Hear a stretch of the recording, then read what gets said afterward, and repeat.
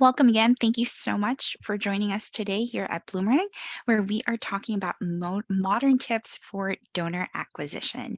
My name is Diana Otero, and I'll be your presenter today. A little bit about what we're going to be talking about today.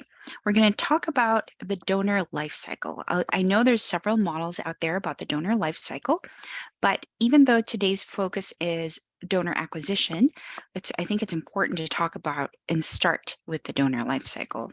Of course, we'll take a look at what donor acquisition means for us and why this is important, how we can build a strategy for donor acquisition, and how you can put that strategy into practice. And this is where your CRM, where your donor relationship management, where Bloomerang comes in, is putting a lot of this into practice. And then I'll share some resources at the end, and we'll do some Q&A. You all will get a link to the recording and the slides.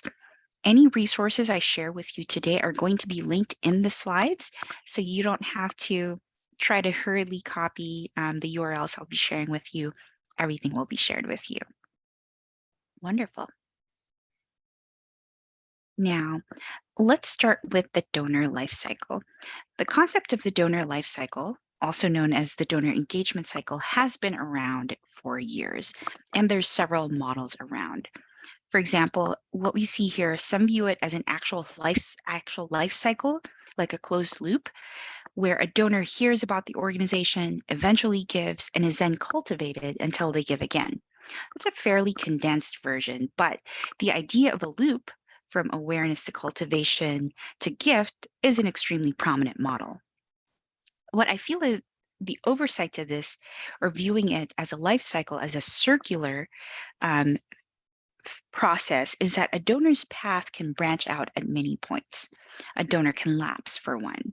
Similarly, your nonprofit's goal isn't just about to get them to give again and recycle the loop. Your goal should be to get them to engage deeper with your organization, giving more year over year, becoming a recurring donor or a recurring giver, or even becoming a major giver or a planned giver.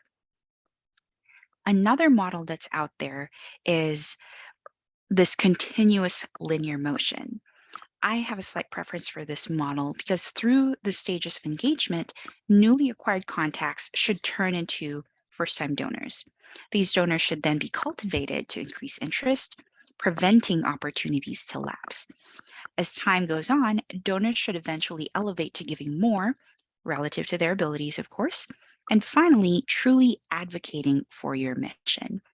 If any of you here are a fan of the MCU or the show Loki, I like to think of this as that timeline where you can have many different branching timelines from the main timeline, but you want to keep them on that same motion from acquisition to retention to upgrade. And I like this view as well because your timeline can stretch out, right? You can take a look at what's your time frame from acquisition to retention. What's your time frame between retention and upgrade? What are the activities you do in between? And you can see how sometimes that stretches and in some parts, and then sometimes in other parts that condenses. So I like taking a look at it that way. Now, when we talk about taking from that the three stages of the donor life cycle, we have donor acquisition, retention, and upgrade. As you engage with your donors, creating lifelong givers is really what you're striving for. So the three stages here being retention, acquisition, retention, and donor upgrade. For acquisition, we're talking about collecting contacts to cultivate into donors and welcoming new donors into your organization. This can also mean activating the contacts you already have to become donors. So it's not always about collecting new names, collecting new information. You might have those people or those contacts already in your organization that aren't donors yet. So you can activate them and have them become a donor. There's retention, where most of the activities you'll see here are you're keeping donors engaged to prevent them from lapsing, and also hopefully to move them to the next stage, which is donor upgrade. So in the donor upgrade, you want to continue to cultivate your donor relationships and inspire recurring or major givers. This view of the donor life cycle breaks it down into these three sections centered around giving. So your acquisition could be around pre and early giving. You have your lapse givers and elevating givers. By analyzing these three stages of donations, it becomes clear who needs to be communicated with to grow your giving. And I want to ask a question of everybody. So, what do you think? What problems can arise if you only focus on one particular stage? Why is it important to take a look at the whole cycle holistically? And you can just go ahead and type that into the chat. I'll take a sip of water as you do so.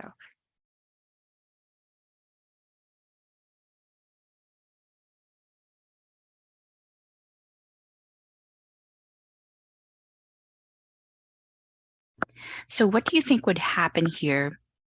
Let's say if you're mainly focused on acquisition or mainly focused on retention or donor upgrade. Let me read a couple of responses that are coming in here. Donors may stagnate or lapse. True. You may miss out on potential donors. You want to keep your donor list fresh and prevent donor burnout. Absolutely. No growth. Donors will lose engagement. Not accessing capacity of donor. I love that. We'll talk about that more. Lose donors if you're not working on retaining them. Yes, it costs more to acquire new donors than to keep them. Donors at every stage need to be made to feel important and engaged. Love that too.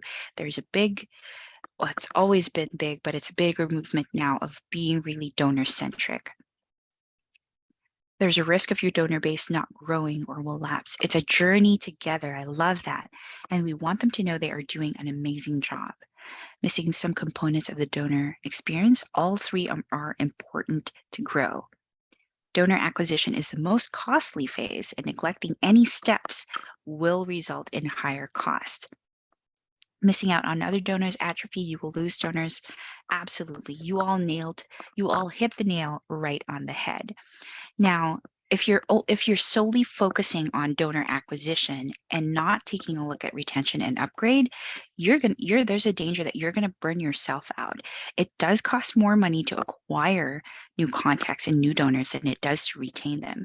So if a lot of your focus are happening around acquisition, it might feel like you're continuously in that hamster wheel, getting new donors, getting new donors, getting new donors, and potentially not getting a second gift out of them.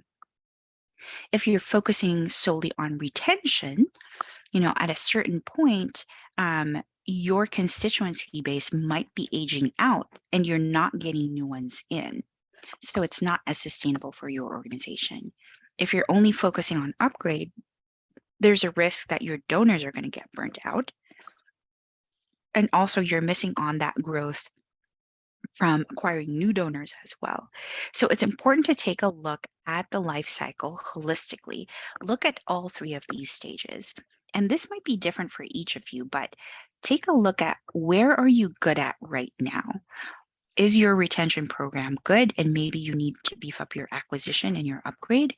Maybe your donor acquisition is already doing really well, but now you need to work toward retaining these donors that you've worked so hard to acquire. Take stock of what your nonprofit organization is already doing really well and what can you continue to do there, and take a look at extend your view to different sides of the life cycle and see how you can improve that so that all of your efforts support each other. Now, our focus for today is donor acquisition. In about 2 weeks or so, our next session is going to be on donor retention because we do want to walk through that timeline with you. So after today, you might want to take out or check out our webinar on donor retention next. So I wanted to ask you all again another question before we continue. Let me launch this poll right now. Does your organization currently have a documented donor acquisition strategy? And do you know how many new donors you acquire year over year?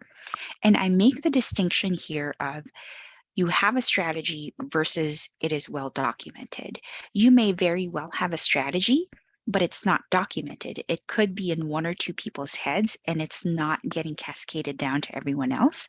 What happens if what happens if you have turnover? Is that strategy able to be carried out by other folks? If someone, for example, wins the lottery and is no longer a part of the organization, or perhaps you have a strategy that you loosely follow, but it is not well documented. Perhaps you're actively working on building a plan right now and documenting it, or you're not yet, but you're planning on it. Or perhaps you know it's important, you don't have a plan yet, you're not sure when you might work on it. No judgment here, no matter where you are. Welcome. I hope that some of these tips will be helpful for you. And it looks like about 32% of folks who we have today don't have a well-documented plan, but are planning on doing it. It looks like 25% if you have a strategy but loosely follow it. I'm going to go ahead and share the poll so everybody can see it as well. So you can see here 30% don't have a plan yet, but are planning on creating one. 25% have a strategy that loosely is followed but is not documented. 19% both on actively working on it and not sure when we can work on it. And only 8% already have a strategy that is well documented. So if you're out there and maybe you don't have a plan yet, you're not alone. This isn't a unique problem to you. This is something that a lot of nonprofit organizations experience. So don't beat yourself up about it. Again, the first step is you're here to learn, and I hope that you pick up some strategies from here. It also looks like 39% of you know and have been tracking your new donor acquisition year over year. That's fantastic for the last 3 years. 24% have just started tracking it. 38% haven't started tracking yet. Again, this is a first step. You may want to start tracking it, and we'll show you some strategies on how you can track that. First, before that, thank you for answering the poll. I want to make the distinction between contacts and donors. So there's an important distinction here. Acquiring new donors is the ultimate goal. Once you can get someone to give, all of those marketing efforts will become worthwhile, and it should be easier to get them to give again now that they're past the first gift barrier. You may want to take a look at your list on how many contacts versus how many donors you have. And your approach to engaging these contacts versus donors are going to be a little bit different. For contacts, you want to continue to introduce them to your organization, show them what impact you're making, and nurture them toward a first gift. Now, once they give that first gift and become a donor, you want to continue to engage them with your organization to create lifelong donors and advocates. And that's another key word here is you don't just want donors, you want advocates for your organization and for your mission as well. Now, when you think about building your donor acquisition strategy, there's a couple of things you can take a look at. One, kind of take a look at what metrics you're looking to achieve and what metrics you're looking to measure. You can take a look at your contact acquisition rate. You can take a look at your donor acquisition rate and even your donor conversion rate. You can assess and audit your acquisition channels. Where are you most successfully getting or acquiring new donors? Is it through events? What campaigns? What sources? And then come up with an action plan. We're all familiar with SMART goals, but I think it bears repeating. You want to set SMART goals for your cultivation plan, and you want to lay out that cultivation plan for new contacts and new donors. I have a sample here that we'll show you in a little bit of what a sample cultivation plan could look like. And of course, please document everything. You might think, for example, maybe a lot of you are 1 to 2 person shops. And again, a lot of the knowledge sits with you. It's all the more important to document that strategy and to document that process. You want this to be replicable and you want others to be able to continue the plan and the execution if you need to take a break or should you be absent for a little while. So when we take a look at the metrics, you can take a look at your contact acquisition. And this could be as simple as how many new contacts are you adding month over month or year over year? This is just new contacts, right? At this point, we're not even looking at new donors yet. And then when you get into the donor acquisition, some of the things that you can take a look at, of course, you can also take a look at how many new donors are you adding month over month or year over year. You can even take a look at how long does it take for a new contact to become a first-time donor. I think this is a metric that sometimes falls by the wayside. It's a lot of the focus is on them becoming a first-time donor and how the number that's becoming a first-time donor, which is great, but I think this kind of elevates it further. Take a look at how long does it take for a new contact to become a first-time donor, because that's going to give you some idea of what your life cycle looks like, what your timeline looks like. How stretched out is it? Do we want to work on getting that to be shorter? What activities can we do to make that shorter? And then you can also take a look at your donor conversion. And this is simply contacts that became donors divided by the total number of your contacts times 100. So you don't have to pick all of these metrics I'm showing you here so that you can pick a starting point for your organization. Again, try to assess, do we already have this information? Can you run reports within your CRM to find out this information? And what is realistic for us? What seems to be the average time right now before a new contact becomes a new donor? Take a look at where you are, and that's going to inform where you're heading to and what your goals are. Another thing you can take a look at, of course, is the acquisition channels. Here's just a few fundraising and participation channels you can analyze for your donor and contact conversion rates. And really, the question you want to answer here is, how does your organization acquire new donors? Do you get a lot of participation and donations from events? What particular campaigns have been most effective? What sources? Is it in-person meetings, phone calls, events? Again, taking stock of how this is working for your organization right now will help inform your strategy of like, hey, we seem to get a lot of new donors from in-person events. This is how often we do them. Do we want to increase that, or is that about as much as we can do? What other channels can we look at that complements what works for us now? What gaps do we have that we can tap into to get those new contacts and new donors?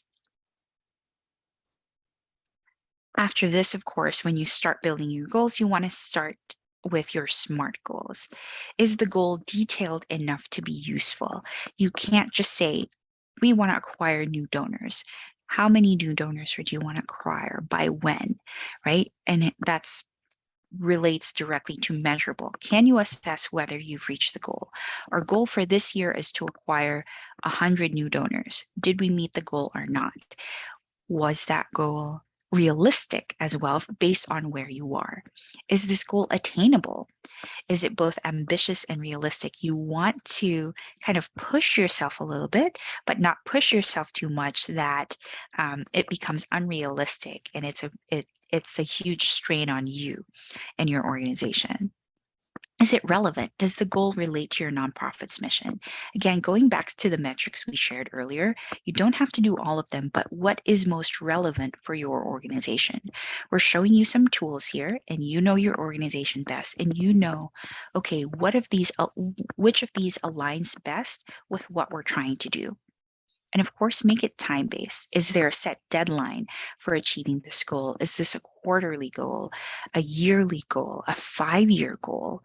Um, and I would suggest too, if you have longer term goals, break them down into chunks and break them down into manageable milestones.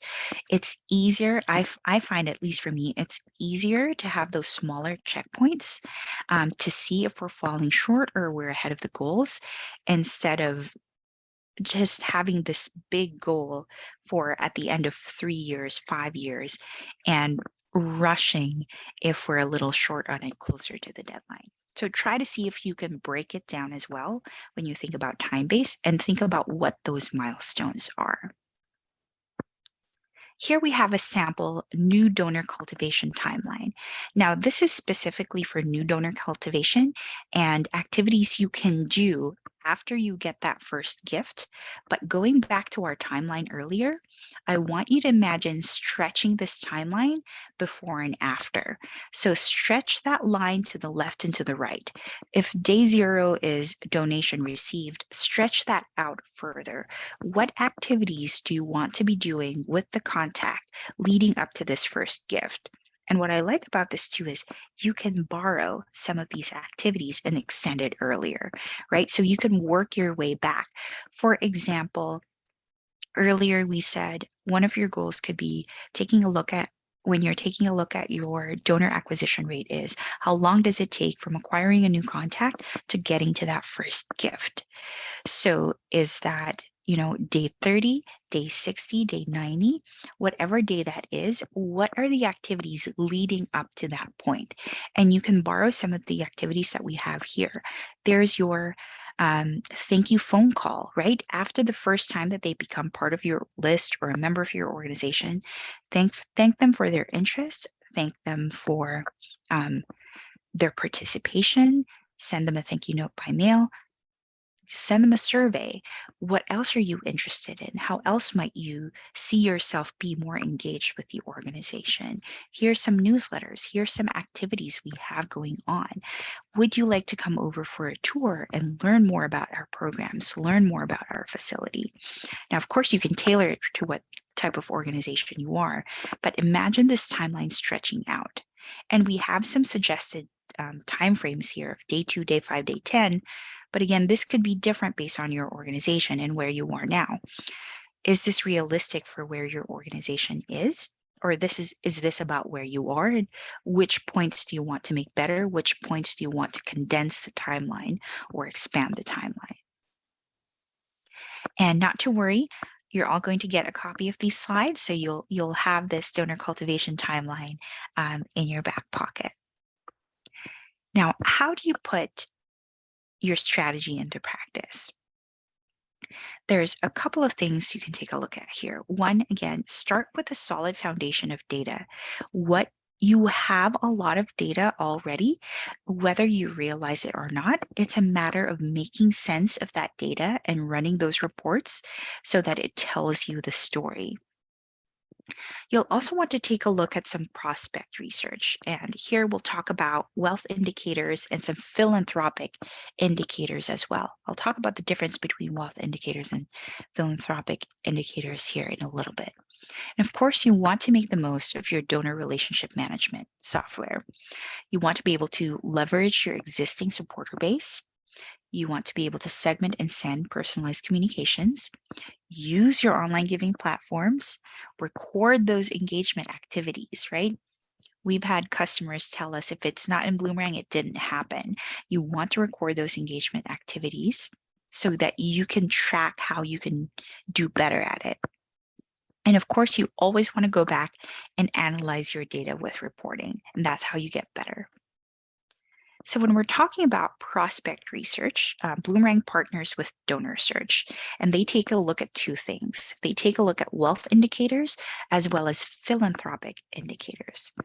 Wealth indicators can help you estimate a prospect's financial capacity to give.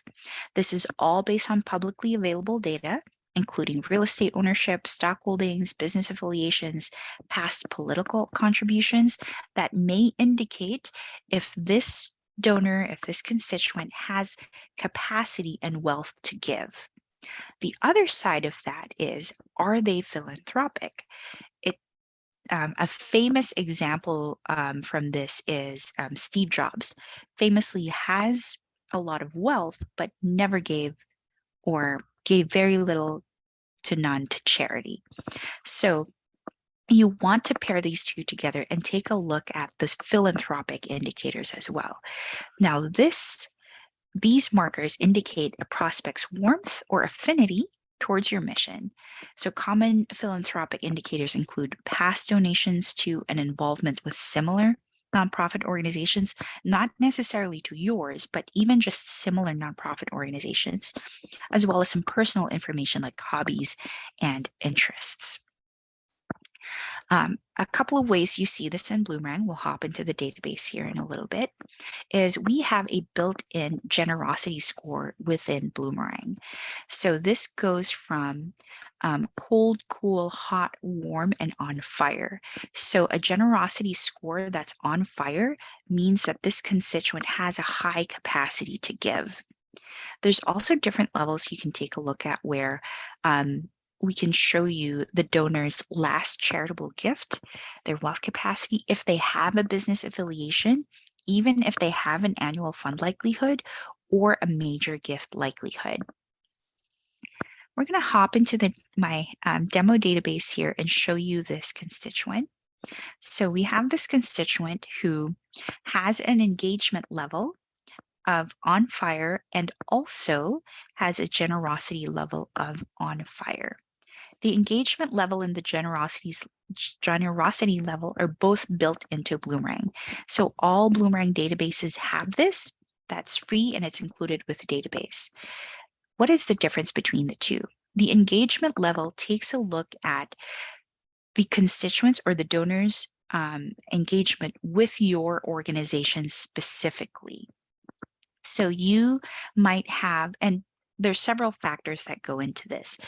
It's not necessarily just the size of the gift or the number of gifts, but it takes a look at, are they upgrading their giving year over year?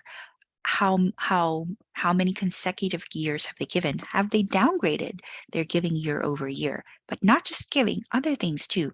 Are they volunteering with your organization? Are they opening emails that they get from your organization? So all of that factors into the engagement level. And again, it's not just giving, because a donor or a constituent could be engaging with your organization in different ways. And we don't want to discount that. You could have a constituent, for example, who doesn't have a lot of giving, but they could still be on fire because they volunteer a lot. They attend your events, they open your emails. These are prime candidates for that ask if they haven't given yet. You also have your generosity score. Now, the generosity score, this is a wider range. So this isn't just with your organization. So this takes a look at those wealth indicators that we talked about earlier, plus past giving to nonprofit organizations in general. So this may or may not include your organization. I love looking at these two together because I'm going to throw a couple of questions out there at you. Please reply in the chat. What do you think it means if if a donor has a high engagement level, but a low generosity level? So high engagement level, this is with your organization, low generosity level in general, looking at wealth indicators and philanthropic indicators.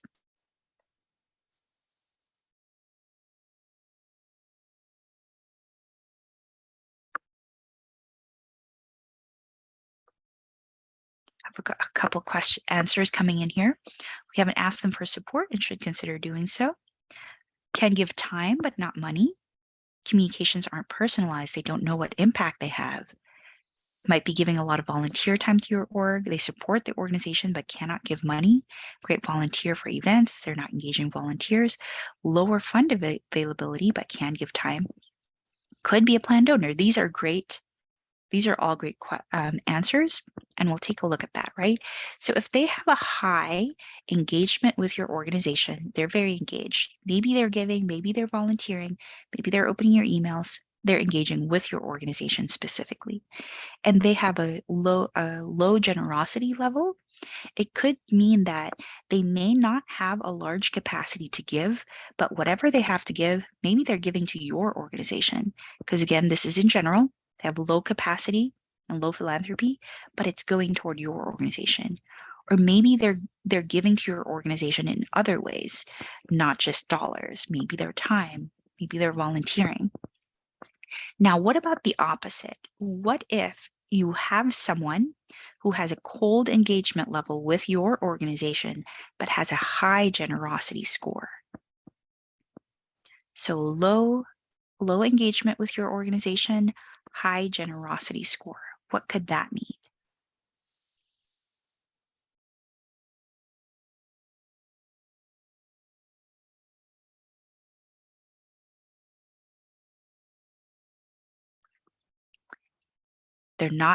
They might be writing checks, but are not engaged with the mission. You need to find a way to engage them. You need to cultivate more relationship. They don't have the time, but they have the money. They possibly need more engagement. They're not as involved as they would like to be. They don't feel personally connected, not being asked specifically to give. I love all these answers. If their generosity is high, but their engagement is low, they're giving somewhere. They have capacity to give, and they've been proven to give. They might not be giving it to your organization. So what do you need to do here? And a lot of you have said the right answer. Maybe they are not connected. We need to engage them more. We need to let them know how they can help. Maybe we just haven't asked, right? So just taking a look at these two together can tell you so much about your constituents.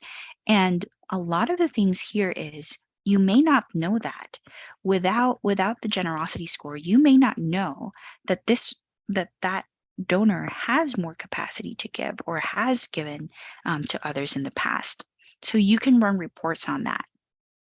So let's say in my pretend database, we can go to Bloomberg, build a report from scratch, and I can tell the system to take a look at, show me everyone who has maybe kind of the cold and cool engagement level.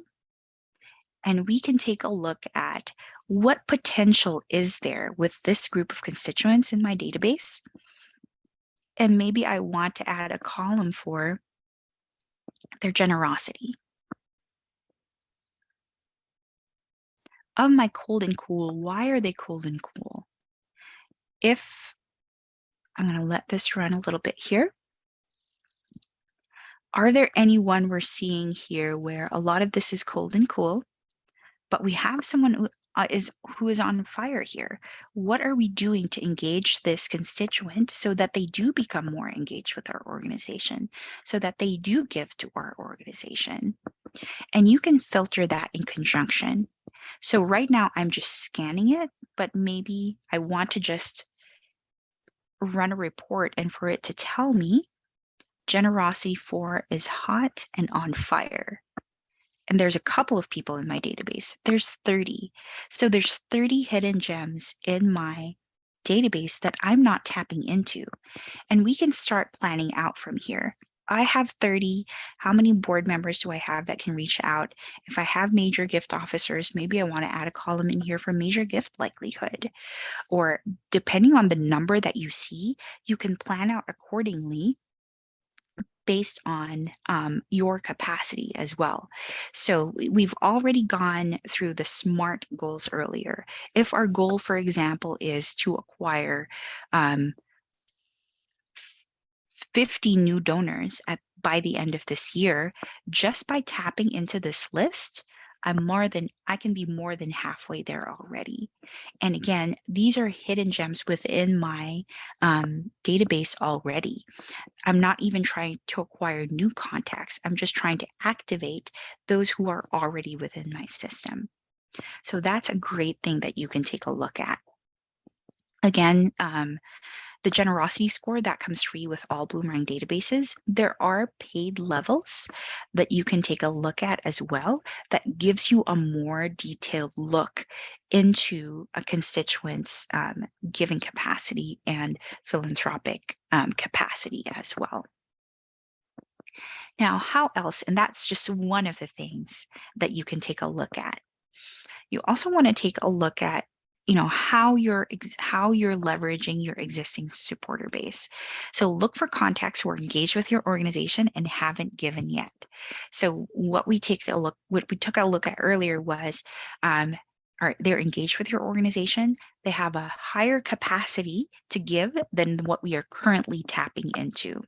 But you can also take a look at maybe they've been in contacts for a while, they've been receiving your newsletters for years, they just haven't given. What could those reasons be? Do they have capacity? Have we asked them? And you can also turn your supporters into fundraisers themselves. Um, your board members, volunteers, and current donors are some of the strongest advocates for your cause because they're already invested in seeing your mission succeed. You can ask them to spread the word about your organization amongst their family and friends. If possible, or if capable, you can offer incentives to encourage supporters to do this. Maybe even if it's something as simple as a t-shirt for volunteers who bring a friend to a volunteer opportunity, or to donors who invite a loved one or a friend to a fundraising event. And you also want to take a look at reactivating your lapsed donors. Again, when we looked at that timeline, it is unavoidable that some folks might lapse. Now you want to try to get them and engage them before they lapsed, but if they lapse, that doesn't mean that's the end or that's the close of their relationship and they're gone forever. You can still reactivate those lapsed donors. How Bloomerang helps with this is one, identifying if you don't know who your lapsed donors are, how can you re-engage them? So we have several reports in Bloomerang that can help you with your donor engagement and acquisition. So if you see here, we're going to start from a template, and we have a couple of templates built out here. For example, we have a template for loyal donors, top donors, newest donors. Today we'll take a look at your LIBUNs. Do you have some constituents in there who gave last fiscal year, but not this fiscal year? Maybe you want to try to re-engage them. Again, they were already engaged with your organization at some point in the past. It's just a matter of rekindling that connection and trying to get them to give again. So you can run this report, and it comes preloaded with filters already that we recommend.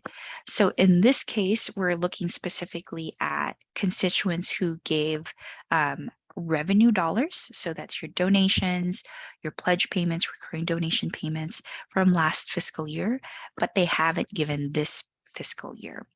All of these reports that I'm showing you, you can build from scratch. But the nice thing about the templates is you don't have to think about it from scratch.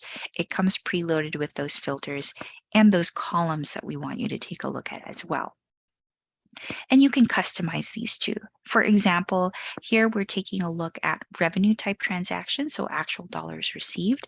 Maybe you want to have a different campaign for those that have had pledges in the past, but maybe haven't followed through and have unpaid pledges. How do you re-engage them? Maybe you want to take a look at soft credits. Soft credits in Bloomerang are for folks who have brought in dollars to your organization that didn't necessarily come from their own pocket. Again, you have those constituents and you have those donors who may not have capacity to give, but they help your organization in this way and bring in dollars this way as well. So you can take a look at that. So you can see, for example, here, I have 125 households in my pretend database who gave last fiscal year, I should say, but haven't given yet this fiscal year. And we have some columns here that shows me their latest transaction date. When was the last time they give, right? Perhaps, if my fiscal year, let's say, starts in July 1st, and they gave the same calendar year, it's not been quite 1 year yet since their last give. Do I want to give them a second gift? In my organization, is that considered lapse for us or not yet? You can customize all of that. You can look at the latest transaction amount and compare that with the fiscal year total. I like looking at totals because what if they're a recurring giver? It's going to add up there as well. And it takes a look at the interactions as well. Again, interactions are any touch point that you might have with a constituent or the donor. And it's not surprising in my pretend database here that these constituents may have lapsed or are lapsing if I haven't engaged with them in this fiscal year. Perhaps there's a reason. And that goes back to the timeline, right? What activities am I doing to engage the donors and to engage the contacts so that our organization and our mission is front and center, and they do give and they give again? You can take a look at that. I also want to point out here that it's important to take a look at your donors at the household level. What if I attended an event last year and I wrote you a check, and then this year my husband attended an event and he wrote a check. You might have a gift under my name, you might have a gift under his name. You don't want to call us a lapsed donor because you're looking at our accounts separately. So you want to take a look at that at the household level.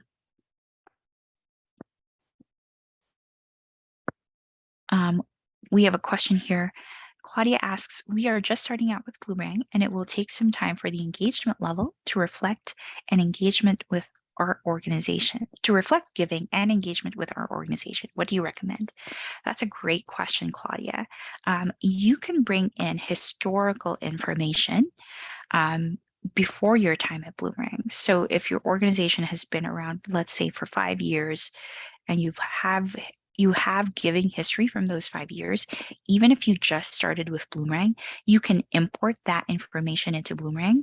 So you have that history within your Bloomberg database. And it's very important to have that as well, because again, when you're engaging with your donors, you want to have visibility into that history, and you know how to engage them next and how to talk to them next. So I would recommend whatever history you have, import that data into Bloomberg. Great question. Another report template that we have here that we'll take a look at, but before that, there's a couple of things I can do with this report. Of course, I could save it and use it later on for whatever purpose that I might need. One thing that I would think about doing this is if you have constituents like this within your organization and you're planning an outreach campaign for them, you can write those emails, or you can create those emails in Bloomberg and then reference this report into that email so you don't have to build the filters all over again. So you can start building your segments in these reports. Take a look at, okay, what am I doing with this segment? Do I need to slice them up some more? Do I need to put more specific filters? And once I'm happy with that segment, I can take this report, create an email, and tell the email, hey, send this to everyone who is in this report. I can also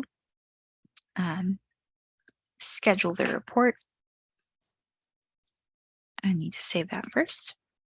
I can schedule the report, and I can have this go to anyone, whether or not they have a user account in my Bloomberg database.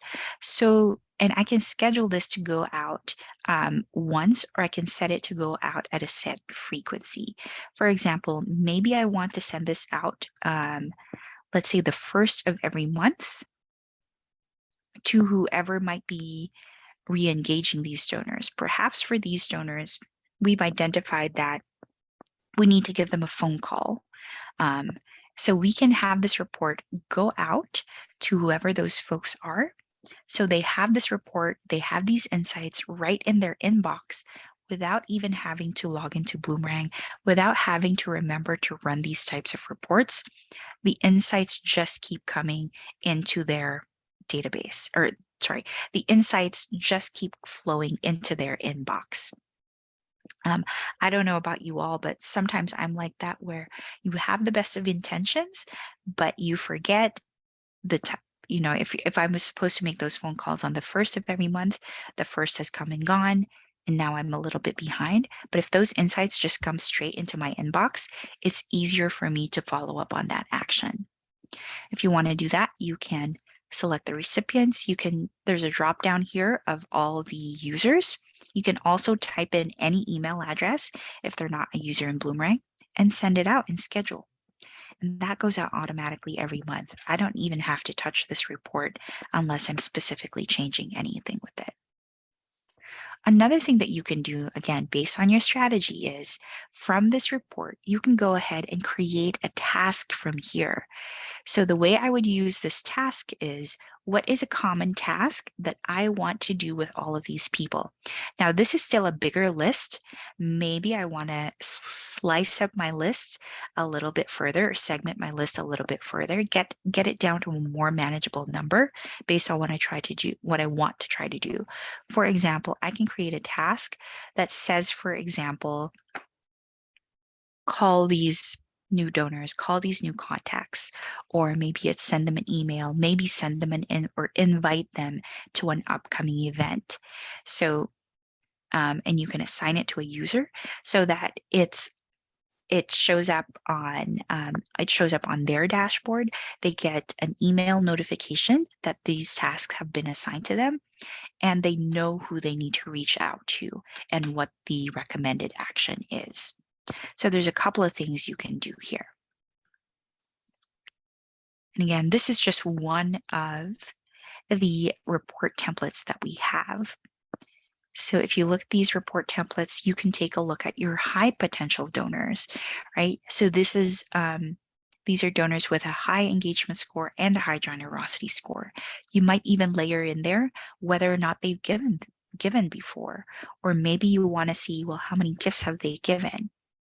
You have your Cybun reports, you have your downgrades. So don't discount the folks who are already in your system. You might just need to tap into that potential more. We have a question here. Do most people use Bloomberg to add contacts as well as donors when contacts are folks who have never given before? We use Bloomberg only for donors, people who have given. That's a fantastic question, Rich. I've seen it both ways.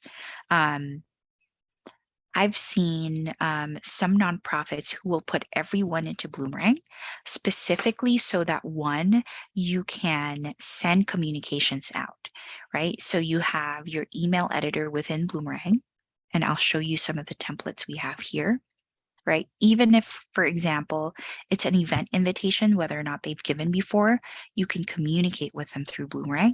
And more importantly, you can track that communication within Bloomberg. So you'll have insights whether or not they opened the email, they clicked on your links. And again, all of that factors into your engagement score. So you can see based on that engagement score and estimate when they might be primed for an ask, even though they haven't given yet. We have other nonprofits as well who like to keep their donors, just their donors within Bloomberg, and keep their contacts in another system. For example, I'm going to cancel out of here. For example, we have a MailChimp integration. So you can push donors to MailChimp, design those emails in MailChimp so that from within MailChimp, you can send out to contacts and donors, and then just move them over to Bloomberg once they have given. There's really no one answer to both of this, but I would recommend, as long as you want to track those touch points with the contacts and with the donors, you don't want to lose that history when they become donors, and that's the only time you put them into Bloomberg. Again, you want to take a look at what are those activities that led them, what are those touch points that led them to becoming a donor, and how can you replicate that with other contacts as well. Another thing to take a look at is some systems will charge you based on the number of people you have within the system. So do you have the space within your database to accommodate all the contacts and all the donors that you want to put in? And I like to think of it as, if I'm going to have space for them in my database, I want to do something with them. I am actively cultivating them to become a donor, even though they're not a donor yet. So you can think of it that way as well. We have another question here. Does Bloomberg feed into accounting software so that when you're tracking gifts, you're also updating financials such as QuickBooks? Absolutely. We have an export-import feature with QuickBooks Desktop. We also have accounting integrations with Applos and QuickBooks Online. I can tell you that a majority of the nonprofits we work with do use QuickBooks Online, so you can connect your Bloomerang database with QuickBooks Online and control how everything is mapped towards QuickBooks. Great question. How else can you make the most of your CRM? Of course, you can segment and send personalized communications. I showed you earlier how Bloomerang has a built-in email tool that works with everything together, right? Any information that you track in Bloomerang, you can use to segment your donors and send those personalized communications. And you can take a look at what channel are you using. Are you using emails, letters? How often are you sending communications? Once a month, once a quarter? Set those expectations with your contacts so they know what to expect. Some ideas as well in terms of communications. Show potential donors how your nonprofit uses the donations. Thank them for their involvement and share how they make an impact on your mission, whether or not they've given yet, right? Share the direct impact donations can make. If they have this impact just by their involvement, how much more impact are they can make if they make a donation? Also share an engagement piece, like a survey or a petition. And what I mean by an engagement piece is this is designed to get your donors in the habit of interacting with your messages, which will increase their knowledge of and loyalty to your cause. So something that they can respond to and interact with. Of course, share a story that focuses on a need. The goal will be to move your new donors' hearts or your contacts' hearts and help them connect further with your organization about the work that you're doing. Another big thing, I'll show some samples here, is use online giving platforms. More and more donors nowadays prefer to give online. It's easy and convenient for them. You want to meet your potential donors where they are. So you want to make it as easy for them as possible to donate to your organization. We have a couple of recommendations here. Of course, for example, feature a donation button prominently on your website. Make your donation page visually appealing and easy to navigate. Here are samples from actual nonprofits that use our software that I love using as an example. Here, for example, we have 20 leaders. I love that they have a one-time and recurring donation option side by side. So it's very easy. If I wanted to make a one-time donation, I can just click on the button that says donate now. But it's also opening up for me like, oh, I can become a recurring donor. I can sustain their work in this way. And it opens up that conversation and that channel. And what we see here is you might even get some of those conversions where a donor or potential donor went to your website with the thought of donating once. They see that there's recurring donation options. And if you're telling a compelling story on your website, you can get them to become a recurring donor. This is a wonderful sample that I love, where Comfort Zone Camp is doing a do-it-yourself fundraising and really turning their supporters into fundraisers and spreading awareness, widening their network, right?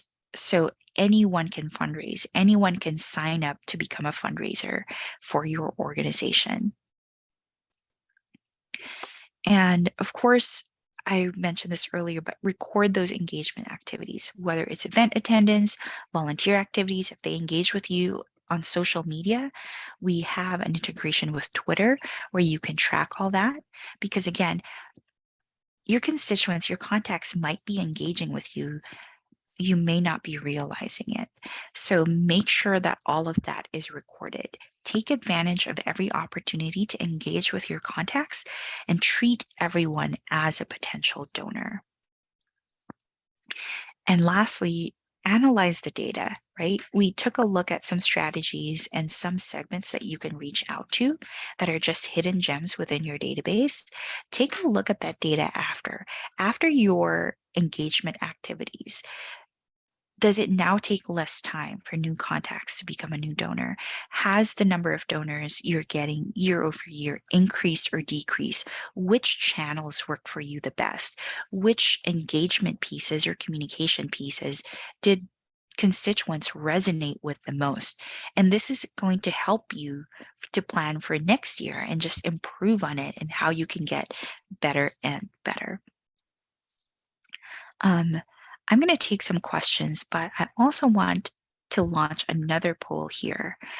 If you'd like a follow-up to learn more about Bloomerang and how it can help you in your organization, please let me know in the poll. In the meantime, we have another question here from David, who asks, this seems great for nonprofits getting donations throughout COVID, but we have lost almost all of our donation base over the past 2 years.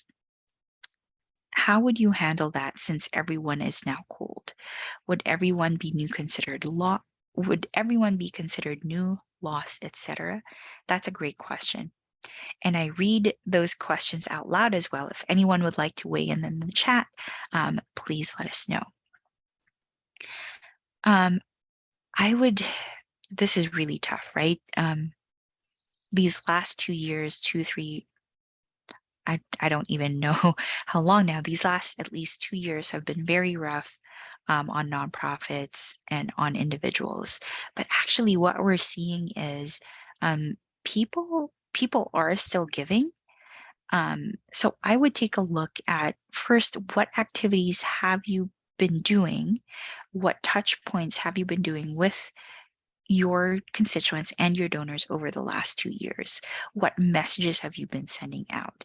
Have there been particular communication pieces that's gotten more responses over others? Don't be shy about asking. I believe we have some resources here, but if you go into Bloomerang, for example, it's not here right now, but we have specific COVID communications that we recommended throughout. That's been very successful for the nonprofits that have sent them out. We've actually seen, I don't have the numbers right now, but we actually surveyed the nonprofits that we serve, and we've found that those that still reach out raise more than those who don't. And in some cases, if you don't reach out, they've raised less than they have in the past. So a big part of this is you can't stop reaching out. Communicate the need that you have and communicate how they can help. Give them options to help. Don't automatically opt your donors out of helping. Give them some different options, and I'm sure a lot of them will be more than happy to re-engage and to help.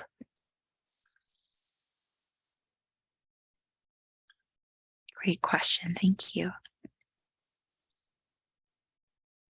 I have a note here.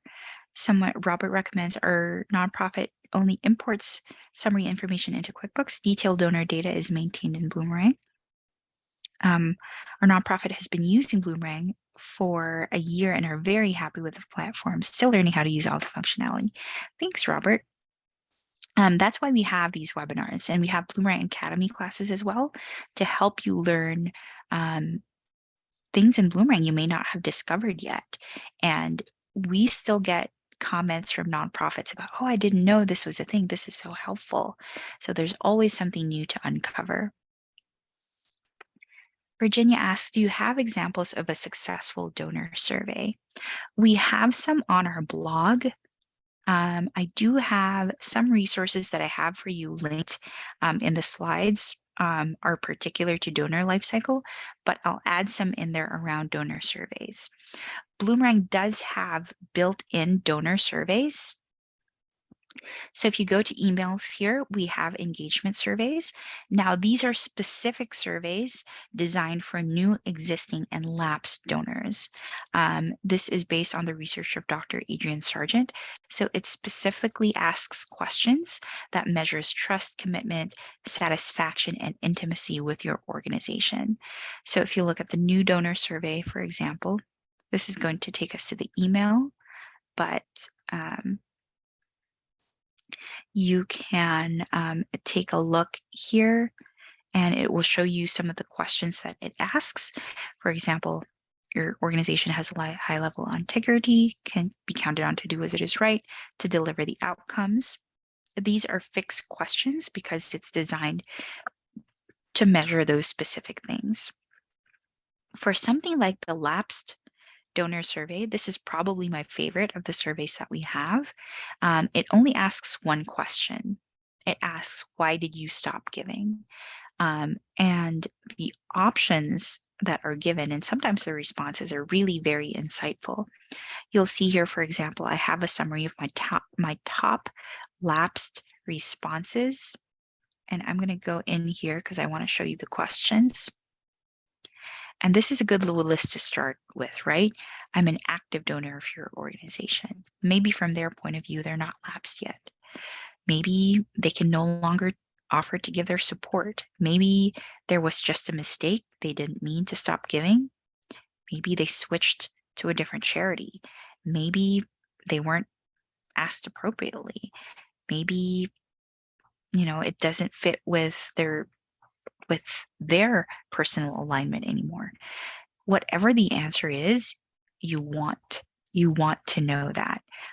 And especially if it's things like I wasn't thanked appropriately for my gift, these are the things you can directly address. What can we do to change this so that this doesn't happen to other donors and other contacts?